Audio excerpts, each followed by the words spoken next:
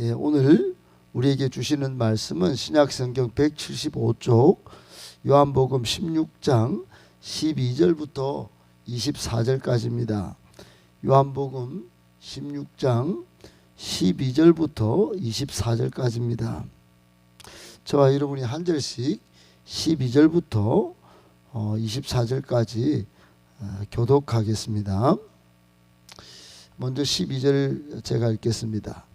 내가 아직도 너희에게 이를 것이 많으나 지금은 너희가 감당하지 못하리라.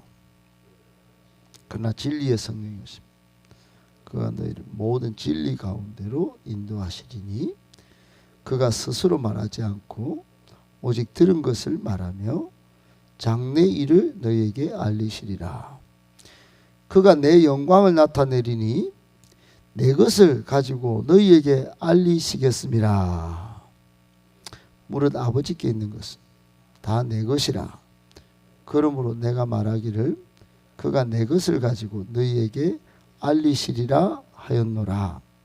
조금 있으면 너희가 나를 보지 못하겠고 또 조금 있으면 나를 보리라 하시니 제자 중에서 서로 말하되 우리에게 말씀하신 바 조금 있으면 나를 보지 못하겠고 또 조금 있으면 나를 보리라 하시며 또 내가 아버지께로 감이라 하신 것이 무슨 말씀이냐 하고 또 말하되 조금 있으면이라 하신 말씀이 무슨 말씀이냐 무엇을 말씀하시는지 알지 못하노라 하거늘 예수께서 그 묻고자 함을 아시고 이르시되 내 말이 조금 있으면 나를 보지 못하겠고 또 조금 있으면 나를 보리라 함으로서로 문의하느냐.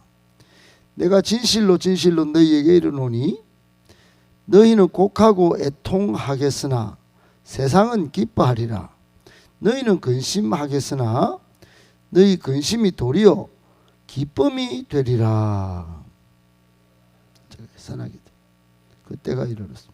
근심하나 아기를 낳으며 세상에 사람 난 기쁨으로 말미암아 그 고통을 다시 기억하지 아니하느니라. 지금은 너희가 근심하나 내가 다시 너희를 보리니 너희 마음이 기쁠 것이요 너희 기쁨을 빼앗을 자가 없으리라. 그날에는 너희가 아무것도 묻지 아니하니 진실로 진실로 너희에게 이르노니 네가 무엇이든지 아버지께 구하는 것을 내 이름으로 주시리라. 24절 같이 읽겠습니다. 지금까지는 너희가 내 이름으로 아무것도 구하지 아니하였으나 구하라 그리하면 받으리니 너희 기쁨이 충만하리라. 아멘. 할렐루야. 반갑습니다. 여러분 기도해 주셔서 어제 경산 대명교회 전가족 수련회 약 한 150명 이상 참여하셨는데 그래서 제가 간증설교 잘하고 왔습니다. 평일에 150명 이상이 우리 아이들과 함께 전가족 수련회로 부흥회로 4일 동안 진행되는데 참 많이 참여한 것을 보고 깜짝 놀랐습니다. 우리도 두날개 프로세스 잘 한 다음에 그런 날이 왔으면 좋겠다 이렇게 생각했습니다. 여러분 그날이 오기까지 계속적으로 기도해 주시고 또 적극적으로 목회에 동참해 주시기를 예수님의 이름으로 축복합니다. 아멘. 오늘 본문의 말씀 속에 우리에게 주시는 세 가지 교훈의 말씀 받도록 하겠습니다. 첫 번째, 전능하신 하나님은 우리가 생각하는 것보다 훨씬 크고 위대하십니다. 전능하신 하나님은 우리가 생각하는 것보다 훨씬 크고 위대하십니다. 여러분 우리는 하나님을 생각할 때 오해가 있습니다. 오해 중에 제가 근본적으로 한번 이렇게 생각해 볼 때 하나님을 다 안다고 생각하는 게 오해가 가장 크지 않을까 생각해 봤습니다. 하나님을 다 안다고 생각합니다. 그냥 학습되고 또 지식적으로 아는 그 그것으로 하나님을 다 안다고 생각하는 겁니다. 알고 있는 그 부분이 모든 것일 것으로 생각하는 겁니다. 아주 큰 대착각입니다. 그러고도 신앙생활을 한다는 게 참 어찌 보면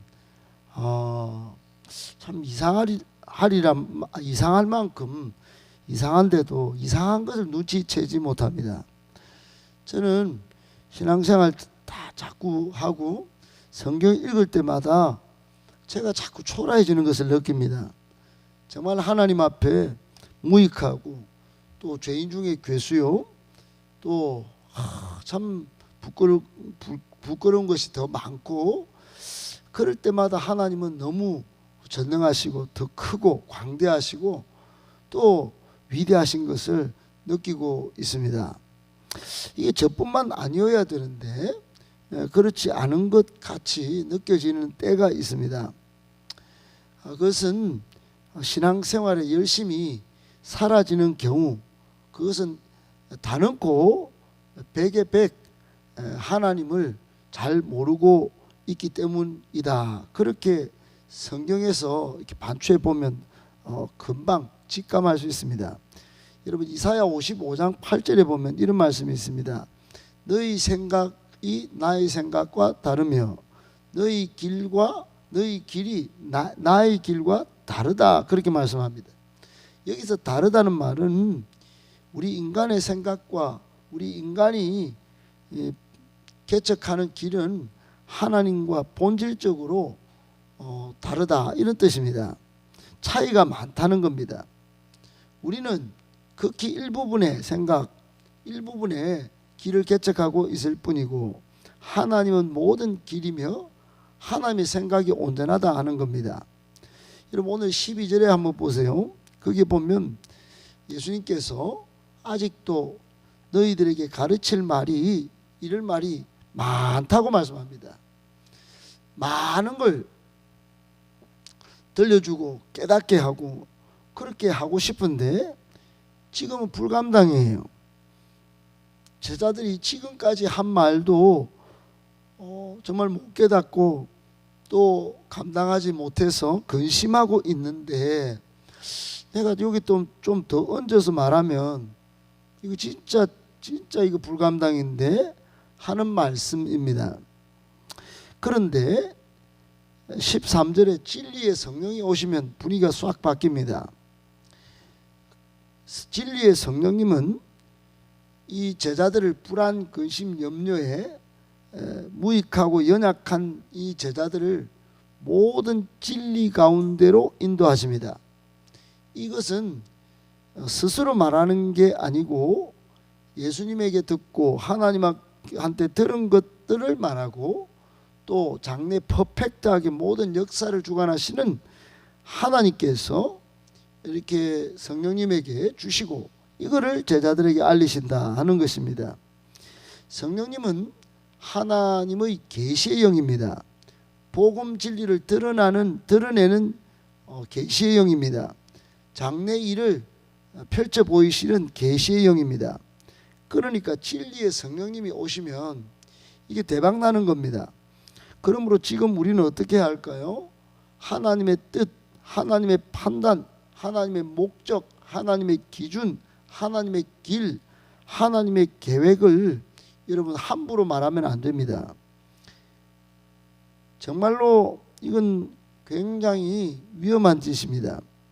오히려 무한한 광대하신 하나님을 깨닫고 지금은 그저 성령을 구하셔야 합니다. 고린도전서 2장 10절에 성령은 모든 것 곧 하나님의 깊은 것까지도 통달하느니라 그랬습니다.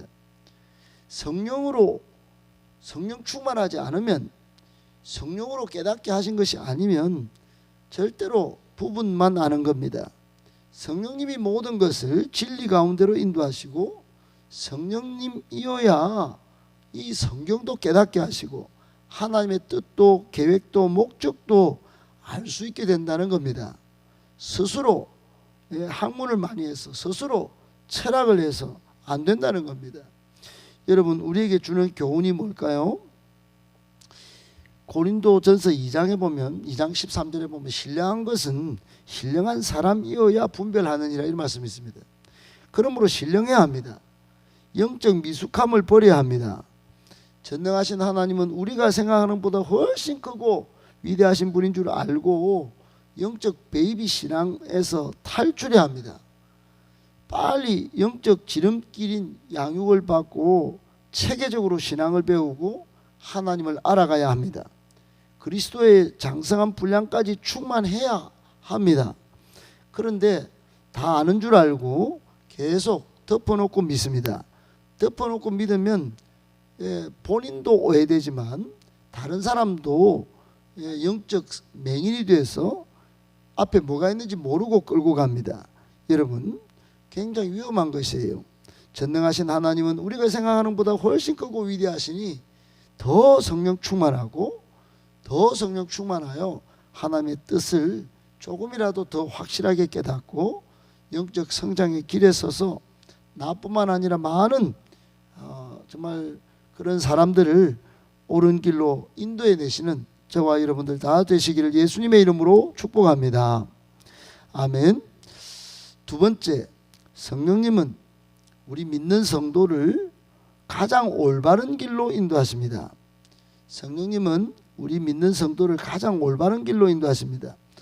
여러분, 조금 전에도 진리의 성령님이 오셔서 뭘 하시는지 보여드렸지만, 말씀하시는 예수님이 하시는 말씀을 우리가 깨달았지만 그냥 냅다 인도하시는 게 아닙니다.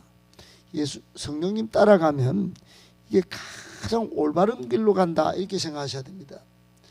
여러분, 이스라엘 백성이 이집트의 포로로 있다가 하나님의 인도하심을 받습니다. 그래 왔는데 광야인 겁니다. 광야, 신의 광야. 잘못 온 줄 알았습니다. 뒤에는 애굽 병사들이 병거를 타고 쫓습니다. 이제 사면초 갑니다. 그런 줄 알았지요. 이제 앞으로 가면 물에 빠져 죽고 뒤로 가자니 애굽 병사들 칼에 맞아 죽고. 야, 근데 여러분, 그런 줄 알았지요. 그런데 하나님은 바다를 여십니다. 여러분, 여리고 앞에 섰을 때, 야, 여기까지 우리가 광야도 넘고 또 바다도 건너서 왔는데 목적지 앞에 이게 뭐냐, 이게 장벽이 뭐냐. 이스라엘 백성 그랬을 것입니다. 그러나 침묵하고 묵묵히 여리고 앞에 하나님의 말씀대로 돌았더니, 순종했더니 여리고가 무너지는 겁니다. 여러분, 시편 23편 3절에 보면 하나님은 의의 길로 인도하시는도다 그랬습니다. 의, 바름의 길로 인도한다는 겁니다. 여러분, 우리를 예수 그리스도 정말 온전한 생명과 또 구원의 길로 인도하시고 그분을 믿게 하는 분이 누구실까요? 성령님입니다. 그러니까 여러분, 성령님의 사역을 잘 이해하셔야 됩니다. 13절에 보면 여러분, 그분은 스스로 말하지 않고 오직 들은 것들 말하고 진리 가운데로 인도하신다 그랬습니다. 진리, 여러분, 진리를 얼마나 많은 사람이 탐구합니까? 근데 그 진리 변질되지도 않고 사라지지도 않고 온전한 그 진리, 그 진리에 목을 매달고 사는데 그 진리 가운데 인도하는 분이 누구시냐? 그분이 우리 진리의 성령님이십니다. 그렇습니다. 여러분, 성령님은 우리 안에 내주하셔서 믿는 자로 하여금 하나님의 뜻을 깨닫고 예수 그리스도를 본받게 합니다. 그리고는 14절처럼 이제 우리에게 역사하셔서 하나님의 영광을 드러내고 복음 전파 사역을 가능하게 하며 하나님 나라를 확장하게 하십니다. 고린도전서 12장 3절에 보면 성령으로 아니하고는 예수님을 믿지도 못합니다. 그러므로 여러분, 우리는 매 순간 성령의 가르침을 받아야 합니다. 성령의 인도를 받아야 합니다.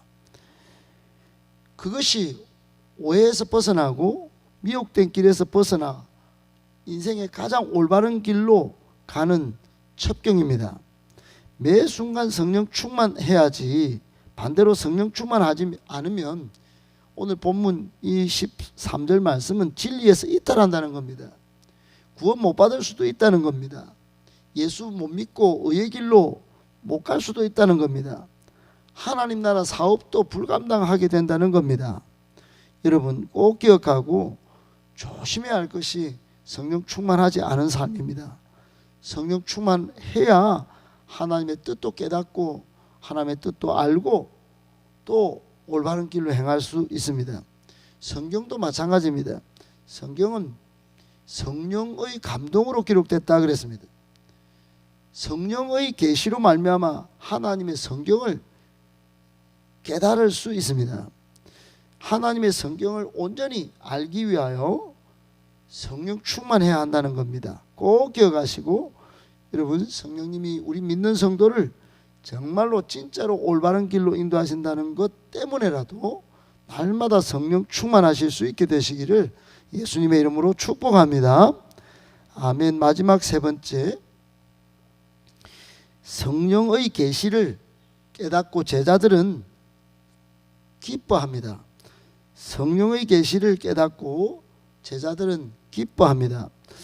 여러분 14장부터 16장까지 오는 동안 제자들은 한결같이 색깔이 뭐냐?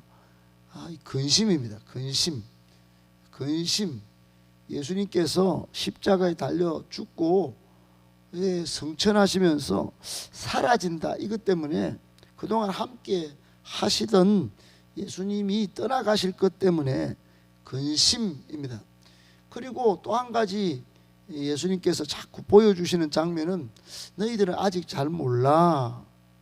무지입니다. 무지. 지금 14장부터 16장까지 제자들의 근본 문제는 근심하는 마음 그리고 무지에 빠진 겁니다. 그런데 이 예수님께서 오늘 본문에도 계속 말씀하지만 조금 있으면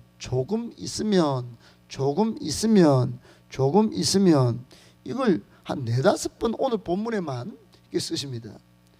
그러니까 14장부터 16장까지 보면 이런 말씀의 표현이 제법 많습니다. 그리고 도리어 이런 말씀도 쓰시고 지금은 그리고 비교해서 그날에는 그리고 그런 표현을 반전의 말씀을 많이 하십니다. 왜 그러셨을까요? 그것은 지금 제자들의 형편과 상황이 근심하고 있기 때문에 지금은 무지하고 있기 때문에 비교급으로 쓰신 겁니다. 그러니까 하나님의 때가 도달하면 나중에 예수님이 십자가에 달려 죽으시고 부활하신 후 승천하시고 난 다음에 일어난 사건 성령 강림의 역사 후에는 이 모든 불신 이 모든 근심 이거 아무 쓸모가 없구나 이걸 깨닫습니다. 야 예수님이 그 십자가에 죽으신다는 거 그거 맞네. 그거 부활하셨네. 그리고 승천하신다는 거 그거 맞네. 야 우리는 외롭지 않네. 가신다 하더니 가시고 오신다 보내주신다 하더니 성령 보내주셨네. 그걸 깨닫습니다. 그리고는 지금까지의 모든 근심 그 쓸모없다는 걸 깨닫습니다. 야 이거 유익하다 하신들이 진짜네. 그리고 오늘 또 한 번의 기쁨에 충만한 내용이 뭐냐? 오늘 본문 23절 24절입니다. 내가 가고 나면 이제 무엇이든지 아버지께 구하는 것을 내 이름으로 주겠다. 지금까지는 내 이름으로 아무것도 구하지 아니했지만은 이제 성령 안에서 한번 구해봐라. 너희 기쁨이 충만하리라. 그래서 제자들은 마가의 다락방에서 약속하신 성령을 기대하면서 엄청나게 기도합니다. 그러니까 이 제자들은 구하는 모든 것을 받고 이 복음 전하기 위하여 생명까지 걸게 됩니다. 박해를 받고 능욕을 받아도 기뻐합니다.